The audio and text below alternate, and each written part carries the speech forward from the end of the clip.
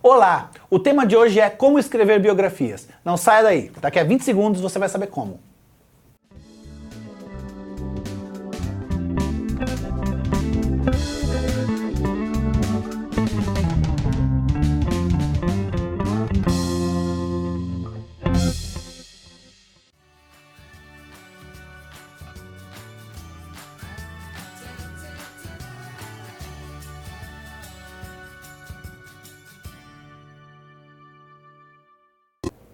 Olá!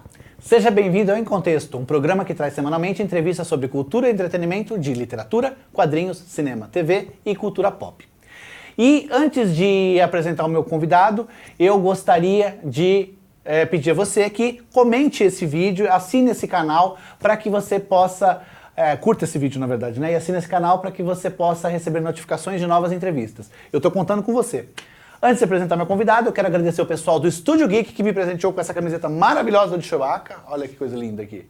Eu gosto muito de Chewbacca, viu? Muito carismático, eloquente, gosto das palavras dele, as frases de efeito que ele tem. Muito legal. Se você não conhece o Estúdio Geek, vai conhecer agora. O Estúdio Geek é um conceito de qualidade em produtos nerds. Todos os itens vendidos em suas lojas físicas e em sua loja virtual são criados em parceria com grandes marcas e estúdios internacionais. O resultado são produtos de alto padrão licenciados oficialmente. Acesse estudiogeek.com.br e conheça esse conceito. O meu convidado é o jornalista e biógrafo Gonçalo Júnior. Tudo bem, Gonçalo? Olá, Edson. Tudo bem? Prazer ter você de novo. Não aqui é a primeira vez, mas ter você de novo no mesmo ambiente que eu. Eu tentei consertar aqui, porque a gente sempre se encontra em eventos, né? Sim. Sempre nos eventos. E você tem deixado de ir a eventos também, porque muitos livros para poder escrever, né? Já são 30 aí? Uns 32 por 32 livros, né? E boa parte biografias também, né? Isso. Legal. Acabei seguindo por esse caminho. Legal. Então vamos lá, vamos falar desse assunto então. Vamos. São biografias mesmo, são quantas? A maioria, de certa forma, porque eu diria que umas 15 pelo menos. Tá. Porque às vezes você trata de um assunto, mas, por exemplo, a Guerra dos Gibis ou O Homem Abril. A Guerra dos Gibis, na verdade, é a história de dois editores. Então vamos colocar na tela as capas, aí a gente já vai falando. Isso. Coloca pra mim o videozinho. Então, esse aqui é O Homem Abril. O Homem Abril é a história de Cláudio de Souza, que era secretário particular de Victor Tivita, que está ao lado dele. E Cláudio de Souza, ele trabalhou na Abril durante 25 anos. Então, no período em que a Abril foi erguida, se tornou um império editorial, ele foi um dos personagens principais dessa história. Então, a partir da história dele, da história de uma pessoa aparentemente não importante, que sumiu da história da editora, não se falou nele, eu conto a história da empresa. Empresa inteira. Empresa inteira. Ele ficou lá por 25 anos, eu acabei contando 50 anos de história. E o Guerra dos Gibis, que você mencionou agora? Então, o Guerra dos Gibis, ele conta a história de dois editores, Adolfo Eisen e Roberto Marinho, como eles desbravaram o mercado editorial e trouxeram as histórias em quadrinhos para o Brasil nos anos 30 e foram muito censurados por isso nos anos 40, 50 e 60. Então, na verdade, o livro fala de uma guerra editorial de dois amigos que se tornam inimigos, que depois se juntam para combater a censura aos quadrinhos. Legal. E Benício criou a mulher? Benício é como o nome diz, né? Criou a mulher. Ele é o papa da pin-up brasileira, o cara que criou cartazes de cinema na época da porno chanchada, fez os cartazes dos Trapalhões. Ele brinca-se, né, que ele inventou Sônia Braga, inventou... Entendi, eu já vi alguns cartazes com a porque arte dele. ele fazia aquelas mulheres menores, pequenas assim, mulherões, né? Então, Entendi. Ele dava aquela sensualidade que às vezes algumas não tinham. E esse aqui que eu acho que é o mais famoso deles, que é a versão brasileira Herbert Richards. Esse livro, Herbert Richards, ele era um cara avesso à publicidade. Como eu trabalhava na Gazeta Mercantil, ele lia a Gazeta Mercantil, um dia eu liguei para lá e falei assim, perguntei para a funcionária, Herbert Richards é uma pessoa ou uma instituição, uma empresa? Ela falou, não, é uma pessoa, é o dono daqui, é o meu chefe, posso falar com ele? Ela perguntou, eu me identifiquei como jornalista, ela falou assim, olha, ele não gosta de jornalistas, mas espera um momento. Aí ele me atendeu, porque ele lia a Gazeta Mercantil. Daí nasceu uma amizade de 10 anos, de incontáveis conversas, pelo menos 5 idas ao Rio de Janeiro, e ele me confiou a história da vida dele. Que legal. É um livro que para você ler... Ele contou para você a história e você... A gente foi fazendo entrevistas. Então, é muito raro você encontrar informações sobre Herbert Richards além desse livro. Que legal. Porque ele não gostava de dar entrevistas. Então já que você tocou nesse assunto, o que é mais difícil? Você fazer a biografia de alguém que já morreu ou de alguém que está vivo, né? Ou que está vivo e que te dá essas entrevistas, ou então aquelas pessoas que nem te atendem? Como que é? Eu prefiro os mortos. É mesmo? Os mortos não falam. Pelo menos os mortos não te atazanam. Mas ficam as famílias, né? E as famílias também são um problema. Mas antes das famílias, a pessoa, quando ela está viva, ela pede para você, por exemplo, mudar alguma coisa, que você descobriu que era diferente? Como que é isso? Eu tive 2 experiências nesse sentido, que é Benício e Herbert Richards. Os dois amaram as suas biografias, entendeu? Eles não eles chegaram a ver as biografias? Chegaram. Seu Herbert estava muito doente, com problemas renais graves, mas ele leu o livro todo, aprovou. Eu falei, não foi uma biografia chapa branca, eu não faço biografias chapas brancas, então, da Editora Abril, eu não fiz para arranjar emprego na Editora Abril, entendeu? Mas também não é um livro sensacionalista para detonar Abril. Ele conta a história das revistas. No caso de Benício, Benício e Herbert Richards, eles foram entusiastas da ideia, entendeu? Eles gostaram, eles ficaram felizes, eles me apoiaram, deram todas as informações possíveis e nenhum pediu para olhar antes ou fez censura. Então eu me considero um felizado nesse sentido. Os outros eram personagens mortos, né? Roberto Marinho, Adolfo Eisen, Alceu Pena, Rubem Alves, Assis Valente, todos esses foram personagens mortos que eu peguei.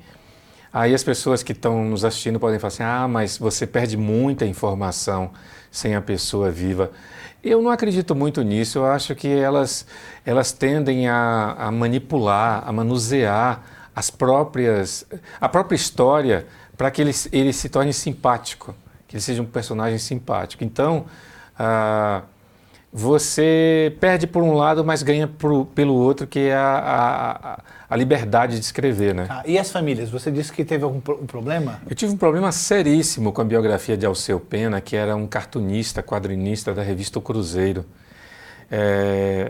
Não tinha como eu não falar sobre a homossexualidade dele.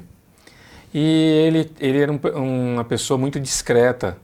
Então, numa única passagem do livro, eu cito uma frase de um jornalista que era a escória do jornalismo, Davi Nasser, que gostava de insultá-lo. Eu precisava explicar por que Davi Nasser destruiu a amizade entre Alceu Pena e Carmen Miranda. E essa frase, ela falava da homossexualidade de Alceu. Eu só citei isso. Mas o Globo fez uma matéria grande e começava o texto assim: homossexual, Alceu Pena, nossa, era assim, assado. Deu totalmente uma notícia sensacionalista, né? Rapaz, eu passei a ser bombardeado por parentes, ameaçado de processo, de suspender a circulação do livro. Felizmente, uma ala da família, cabeça aberta, que não via nada demais, nenhum problema dizer que ele era homossexual, inclusive um parente muito influente dentro do clã dos Penas, ele conseguiu contornar a coisa. Mas esse livro me deu o prêmio Jabuti. Que legal. E aí me rendeu insultos por causa disso. No dia que saiu o resultado, eu recebi e-mails da família, do lado contrário da família, me insultando assim. Mas aquela frase popular, prego que se destaca é o que leva a martelada, né? Pois é. Ô Gonçalo, como é que você escolhe uma pessoa para biografar? Como é que uma pessoa se torna relevante para que se faça uma biografia dela? A única biografia que eu fiz por encomenda, mas depois eu me interessei muito pelo personagem, foi a biografia do escritor Rubem Alves. Um filósofo, um ex-pastor, Um cara que é ele muito... é referência na escrita de crônicas. As crônicas modernas têm a ver com as primeiras que ele escreveu. Também virou uma referência em educação, né? Ele sempre foi um crítico muito ferrenho do sistema educacional brasileiro. Então, esse cara tinha muita história para contar. Como eu escolho um personagem? O personagem, para ser biografado, ele tem que ter feito algo extraordinário. Outro dia me fizeram uma pergunta parecida, eu respondi o seguinte: eu adoraria biografar aquele mendigo que foi morto na Praça da Sé no ano passado, tentando salvar uma garota. Todo mundo se lembra disso. Aquele em frente da Catedral. Da Catedral, né? Da Sé. Ele tinha um louco armado com a arma apontada para uma moça. O mendigo veio por trás, tentou salvá-la, levou alguns tiros, inclusive um tiro no rosto, a queima-roupa, e morreu ali. Ele teve um momento apoteótico, trágico, fantástico para uma biografia. É possível você escrever 100 páginas do último dia na vida daquele cara. Eu adoraria fazer isso, entendeu? Se tivesse uma estrutura, condições de ir na Praça da Sé, conversar com as pessoas que conviveram com ele, ir atrás da família. Então, este personagem teve um fato extraordinário. Quando o personagem não tem um fato extraordinário, e tem alguns fatos mais ou menos extraordinários, você ainda consegue escrever. Mas, se não tem, o desafio é maior. Mas é possível você fazer. Você pode humanizar, descobrir que aquele personagem é humano, aquele personagem teve uma vida interessante. Tem que ter uma vida interessante. Entendi. E pode ser contraditório, Edson, mas todo mundo tem uma vida interessante. Isso é verdade, mas tem que ser interessante também para as outras pessoas. Então, eu acho que a biografia ela serve mais para que alcance mais pessoas interessadas na vida daquela pessoa. O mercado pede, né? Eu vou dar um exemplo para você. O sambista Assis Valente. Assis Valente, ele fez uma música que era o hino do carnaval, o hino do Natal brasileiro, que é aquela que diz assim: eu pensei que todo mundo fosse filho de Papai Noel. Fez aquele outro samba, chegou a hora dessa gente bronzeada, mostrar seu valor, e 2 dezenas de sucessos de Carmen Miranda. Só por isso ele seria um personagem muito interessante. Só que Assis, ele era viciado em cocaína e ele se jogou do alto do Corcovado a 806 metros de altura e ficou preso numa árvore. Parece coisa de desenho animado. Mas essa história é contada de várias formas, de um jeito muito incrível, assim, tipo, por exemplo, você vai ver ele se jogar do Corcovado pela versão de 8 jornais. Entendeu? Um jornal disse que o nome do motorista de táxi era tal, o outro disse que era Beltrano, o outro disse que era Cicrano, o outro disse que ele pulou às 3h30, o outro disse que ele pulou às 4, às 2. Então, em quem acreditar? O que é mais entendeu? Difícil, né? Era isso que eu ia perguntar para você. Quando depoimentos são contraditórios, inclusive depoimentos assim, que dizem, por exemplo, fulano, não, ele era uma pessoa assim, muito mão aberta, né, com as coisas, com as pessoas, com os trabalhos, não. Aí outra pessoa fala, não, ele era uma pessoa muito fechada com isso, não gastava dinheiro, queria economizar com tudo, e por causa disso todo o material era, sei lá, era meio vagabundo, e você aí fica nessa, você fala, são 2 opiniões completamente diferentes. Quando é dessa forma, como é que você age? Você tem 2 caminhos. Ou você coloca todas as versões, ou você escolhe uma. O biógrafo, ele tende a ser... ele tende a confiar, ele tende a jogar. É uma aposta. Eu adoro biografias, leio muitas biografias, inclusive para fazer uma crítica do meu próprio trabalho. E às vezes você esbarra muito com situações que você afirma para você mesmo: isso aqui foi inventado. Não tem como você entrar na imaginação, no sonho de uma pessoa que viveu na década de 20, na década de 10. Você não tem elementos para fazer aquilo. Ou você vai por aproximação e faz um pouco de ficção ali, mistura a coisa, ou você não arrisca. Tá, então, já que você falou, e aquelas biografias em minisséries, por exemplo, vou dar um exemplo clássico da Globo, do JK. Sim. O JK, as pessoas que conhecem um pouco da história dele sabem que ele teve várias amantes. Teve várias. Mas nessa minissérie colocaram todas as amantes em uma mulher só. Então foi um extraconjugal por conta para poderem contar a história de uma forma mais poética, uma história melhor ali. Né? Não, no caso de JK, me parece que teve até um problema mais grave. Houve uma resistência da neta, algum parente que chegou para autorizar, tinha essa questão delicada da amante que ele manteve durante uns 40 anos.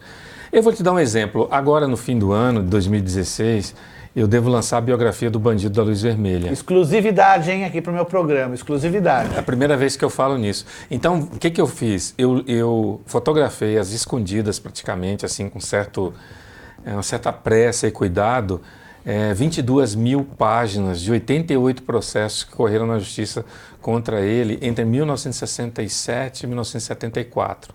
Foram 22 mil páginas lidas, destrinchadas, para contar a história de um louco, assassino, psicopata. É aquele da Lanterna Vermelha, né? Que não tem nada, tem muito pouco a ver com o filme. Esse filme cultuado, que é um filme esteticamente inovador no cinema brasileiro, feito por um garoto de 23 anos, que foi Rogério Sganzella, mas é um filme que foi feito em cima de manchetes sensacionalistas ou notícias populares. Quando você vai olhar os processos que correram em segredo de justiça, a história é assombrosa. Ele estuprou mais de 100 milionárias em São Paulo. E tem um episódio incrível. Ele deu um tiro no coração de uma milionária lá no Ipiranga. E a bala passou a 1 centímetro do coração dela, arrebentou os pulmões e saiu pelas costas. Essa moça sangrou, ficou caída no chão, a temperatura quase perto de zero, fazia muito frio naquela noite. E ela sobreviveu. E o que acontece? Aí você olhando os autos, você tem 2 versões desse episódio.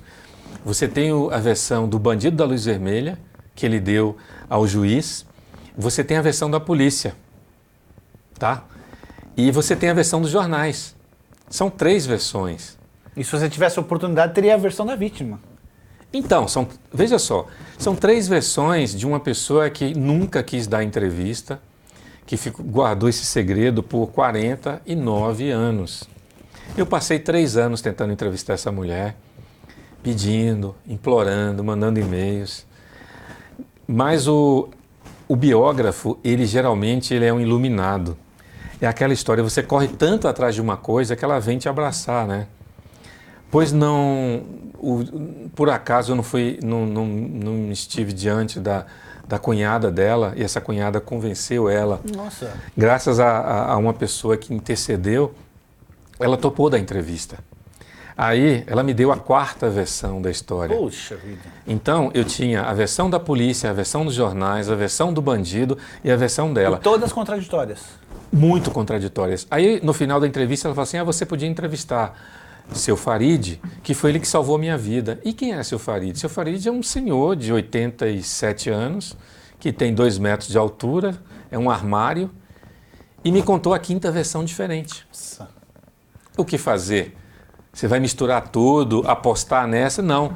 Quem lê o livro vai encontrar 5 versões propositadamente contraditórias. Nossa. Então você tem a versão da polícia, você tem a primeira versão da imprensa, depois você tem a versão da polícia e no depoimento o bandido dá a versão dele. O livro acaba com a morte do bandido. Quando você vira a página, você se depara com 20 páginas contando em detalhes a versão da vítima, dessa senhora. Aí quando você termina a versão dela, que o livro parece que vai acabar, você vira a página e tem a versão do seu Farid, que é uma versão maravilhosa e complementar. É absurda a versão. Na versão dela, ela ficou agonizando, sangrando durante 1h30, à espera de socorro, e não veio. Na versão dele, tudo não passou de 10 minutos. Nossa. Ela implorou para alguém cobrir, porque ela estava morrendo de frio. Alguém foi lá e cobriu ela. Na versão dele, ele chegou, 10 minutos depois, ela já estava coberta e ele pegou ela e levou para o hospital.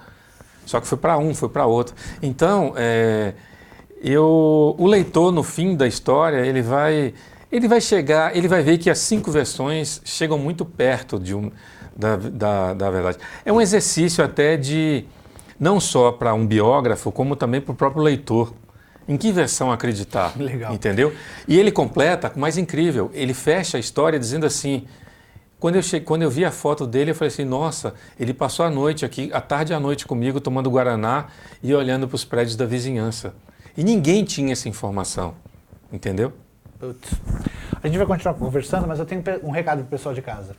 Se você escreve contos, crônicas ou poemas, você precisa participar das coletâneas literárias da Andros Editora. Acesse www.andros.com.br e envie seus textos.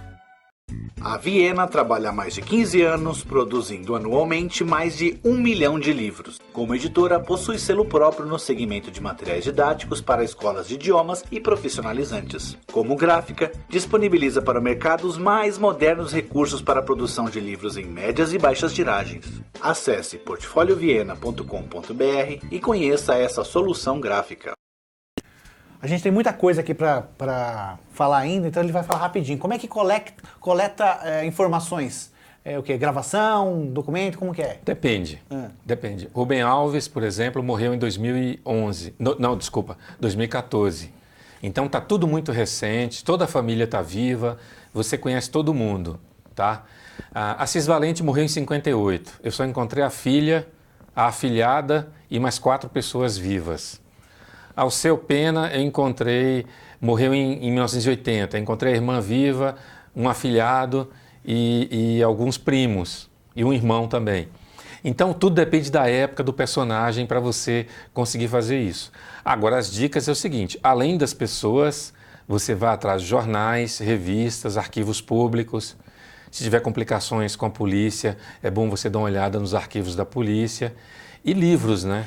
Mas quando você fala que você é biógrafo, você chega nesses lugares, o acesso é difícil ou não? As pessoas, o policial, o pessoal da justiça, os jornalistas, bibliotecários, abrem as portas? Não abrem, não abrem. Às vezes você encontra uma pessoa simpática, que você fala que está escrevendo um livro, geralmente são as pessoas humildes, elas te respeitam e abrem os arquivos. Quando você vai encontrar uma pessoa, por exemplo, que já faz uma triagem e, por exemplo, só abre as portas para a academia, se você for um acadêmico. Então, tudo é muito relativo. Entendi. Muito. E você... Quanto tempo para uma biografia ficar pronta? Depende, porque eu trabalho em horário comercial para pagar as contas e escrevo à noite, nas madrugadas. Eu durmo 5 horas, 4, 5 horas por noite. Então, o meu metabolismo... Eu deito 3 e acordo 7, escrevo até 9, vou trabalhar. Todo dia você escreve? Todo dia, de segunda a domingo, nem que seja 2 horas. Sempre tem um tempinho ali, tem que ter disciplina. E você não... milhões de pessoas começam. Você tem que terminar. O segredo, a dica que eu dou para as pessoas que estão nos vendo é o seguinte: comece e termine com o que você tiver. Depois você vai melhorando, aprimorando, reescrevendo, isso, entendeu? O importante é você chegar ao final, você vê que está ali, o esqueleto está montado. Certo. Eu ouvi em algum lugar há muito tempo, e eu não sei dizer onde, mas que biografia também é uma ficção. Por quê? Porque você não sabe o que está na cabeça do biografado, por exemplo. Aquilo que você falou, às vezes ele fez uma doação muito grande para os pobres, não sei o que, não sei das quantas. Aí você pode pensar assim, poxa, olha só que homem bondoso, né, que faz caridade. Na cabeça dele é tudo uma questão de marketing. Então, quer dizer, você não pode, numa biografia, dizer que aquilo é 100% verdade. Você acha que biografia também é ficção? Não acho. Não acho? Não acho, porque isso aí é uma obsessão para mim. Mas como eu falei no início, às vezes você está lendo e você percebe que alguns biógrafos, eles preenchem lacunas com cera, entendeu? Com gesso. É uma coisa que você, pela superfície, você não nota. Você acabou não respondendo. Eu perguntei das biografias. das biografias em minisséries, por exemplo, que usa-se alguns artifícios estéticos para melhorar a história ali, então para facilitar a história. No caso que eu falei do JK, que eram várias amantes, que foi concentrada numa única amante lá, para facilitar a história. Você é a favor disso ou não? As biografias televisionadas ou de cinema, elas são irresponsavelmente vendidas como verdades. E eles fundem personagens, a biografia... Cria outros, a cinebiografia de Tim Maia, por exemplo, é muito clara nesse sentido, tem 5 ou 6 personagens num só. Isso é um total desrespeito à memória, à história, porque os roteiristas, eles fazem qualquer negócio para tornar uma história interessante. Eles mentem, eles manipulam, eles deturpam. Então, é difícil, porque as pessoas acabam acreditando em tudo que está ali, né? Então você não é a favor das cinebiografias? Por exemplo, Mauá, baseado na do Sérgio Rezende? Sérgio Rezende, não? Não, Guilherme Fontes. Não, Mauá, o Mauá Imperador e o Rei. de Caldeira, Jorge Caldeira. Jorge Caldeira, caramba, eu tô louco. Eu não vi esse filme. Não viu? Não vi. Eu achei o filme muito bom, mas eu não li a biografia. Eu comprei, mas ainda não li. Tem casos assim discutíveis, né? Carlota Joaquina, Os Quintos dos Infernos, eles fundem histórias de períodos diferentes numa só, porque eu acho que o comprometimento do roteirista é com a audiência, entendeu? Então você manipula, muda, faz as coisas como você quiser. E depois, Jorge Amado falava que ele nunca... E olha que Jorge Amado era ficção, hein? Ele falava que ele nunca assistia os filmes nem as novelas, porque não era aquilo. Entendeu? As próprias histórias inventadas por ele eram completamente modificadas. Qual que é o interesse das editoras por biografias? É o mesmo interesse de... As editoras, elas tendem a seguir um caminho do modismo, né? Da onda. Então, se você tem, por exemplo, um autor de terror ou de fantasia que está fazendo sucesso, elas tendem a ir atrás disso. Elas não apostam muito, elas apostam em celebridades, né? Eu tenho dificuldade imensa para conseguir editores para as minhas biografias, porque eu escolho personagens que geralmente estão à margem da história, né? Benício, quem se interessaria em publicar Benício, Alceu Pena? Foi difícil conseguir. Quais são as tiragens dos seus livros, então, de biografias? Eu sou um best-seller do fracasso, digamos assim. Eu diria para você que eu já publiquei mais de 30 livros e eu tenho de Rubem Alves que pode render alguma coisa no momento. Mas eu diria para você que eu não tiro R$1.000 por ano com essas biografias em direitos autorais. As tiragens são pequenas. Tem mil exemplares ou não chega? De 300 a 3.000. 300 a 3.000.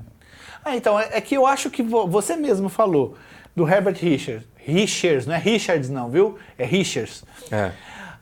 Foram 300 exemplares. Foram 300 exemplares, mas veja bem, é tão específico isso que eu acho que outros estudiosos vão utilizar o seu livro. Então, são poucos estudiosos que se interessariam pela vida dele, assim, dessa forma. Então, eu acho que é isso. O seu livro, ele tem muita qualidade, mas ele é de nicho. Então, Herbert Richards, ele ficou 5 anos na gaveta. E eu peguei uma editora completamente alternativa, que foi a Criativo, de um amigo, que ele topou publicar, porque ele já tinha publicado várias coisas minhas. Ele sabe que do meu interesse por essas coisas menos comerciais. E ele pegou e apostou. Só que esse livro já teve 2 ou 3 reimpressões. As pessoas, elas sabem que cresceram ouvindo versão brasileira, Herbert Richards. Mas ele chegou uma época que a empresa dele tinha o quê? 80% ou 90% do mercado de dublagem no Brasil? É terrível. Ele morreu em 2009 e a família dele, a empresa tinha 50% ainda do mercado de dublagem. E ninguém consegue entender como 3 anos depois faliu a empresa. Nossa. Eu não tenho detalhes do que aconteceu. E o mais grave, né? Em 2013 pegou fogo em tudo. Puxa vida. O fogo destruiu tudo. Todo o acervo dele de filmes, de dublagens antigas. O que restou não são as matrizes, são cópias, gravações que estão nos canais de TV. Entendi. Você considera as suas biografias autorizadas ou não autorizadas? Não autorizadas. Embora, em alguns casos, a família deu concordância, assim, ajudou, contribuiu, mas... O Assis Valente, por exemplo, ele saiu da gaveta por causa dessa lei, né? Essa discussão das biografias autorizadas ou não, né? Ele ficou durante 3, 4 anos na gaveta. A editora ficou com medo de lançar o livro, porque ela falava muito do submundo das drogas no meio musical. Os grandes artistas que eram viciados, que alguns tentaram se matar, e aí a editora tinha medo que os familiares fossem atrás da editora, entendeu? De algum processo. Entendi. Bom, deixa eu ver se eu já fiz todas as perguntas, senão eu já vou encerrar aqui. Você não me falou quanto tempo leva para uma biografia ficar pronta. Você falou que você tem que, fora do horário comercial, todos os dias, 3 horas por dia. Geralmente, de quando você começa, quando você termina ali, quanto mais ou menos de tempo? É assim, eu passo muitos anos coletando material, então eu faço programação. Então eu tenho na cabeça 4 biografias para fazer. Então eu passo 10 anos juntando material para essas biografias em caixas, pastas. Para sentar, vou entrevistando as pessoas, eu sento e escrevo. Mas eu diria para você que é de 2 a 3 anos. A cada 3 anos sai uma biografia, mais ou menos, então? 2 anos. Entendi. 2 anos. Bom, aí o que acontece, Edson? Elas ficam muito tempo com os editores. Então as pessoas, por exemplo, eu fiquei 10 anos escrevendo livros sem publicar. Então a conta pode não bater, né? Eu teria que ter, sei lá, 100 anos para ter publicado tantos livros, a cada 2, 3 anos. Acontece que eu fiquei muito tempo escrevendo e continuo com livros na gaveta. Eu tenho 2 ou 3 biografias que ninguém se interessa em publicar. Quais? É uma história de um cara que fazia capas de livros na época da ditadura, que foi um editor importante, Eugênio Ist, que era um austríaco, judeu austríaco. Que vivia no Brasil mesmo. Vivia, fez o pif-paf com Milor Fernandes, foi perseguido.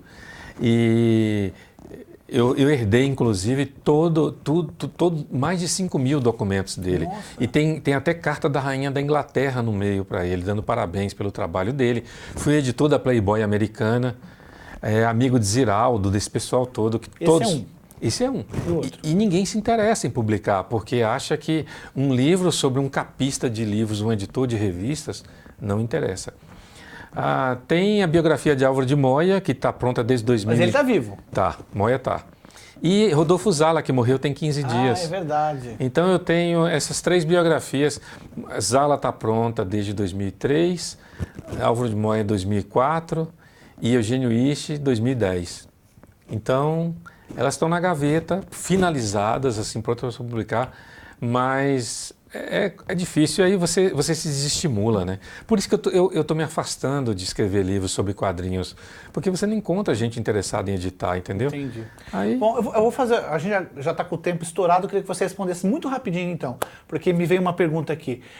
Financiamento coletivo não te interessa para poder publicar seus livros? É uma ideia que eu estou amadurecendo. Legal. Eu estou cada vez mais pensando nisso. Eu tive essa ideia aqui porque eu vi um vídeo justamente do Jorge Caldeira. Ele vai fazer um financiamento coletivo para o trabalho dele. Ele disse que ele não acumulou dinheiro, né, na vida dele, acumulou conhecimento, um monte de coisa. No vídeo dele ele fala. Então, muita gente acredita no trabalho dele, então agora ele vai começar a fazer financiamento coletivo. É o lado bom da coisa quando você tenta construir uma trajetória, fazer trabalhos que as pessoas te respeitem. Então chega um momento que elas começam no caso de Caldeira, por exemplo, então ele conseguiu um nível de respeitabilidade como historiador, jornalista, que isso facilita muito para você correr atrás, né? Entendi. Muito obrigado, gostei bastante do bate-papo, foi muito elucidador e espero ver você aqui a próxima vez quando você tiver com o seu próximo livro. O Bandido eu trago aqui. Tá bom? Muito obrigado, viu? E aí, você gostou também da entrevista? Então deixa aqui o seu comentário, tá? E não esqueça de curtir o vídeo e assinar nosso canal para receber notificações de novas entrevistas. Espero você na próxima entrevista. Tchau!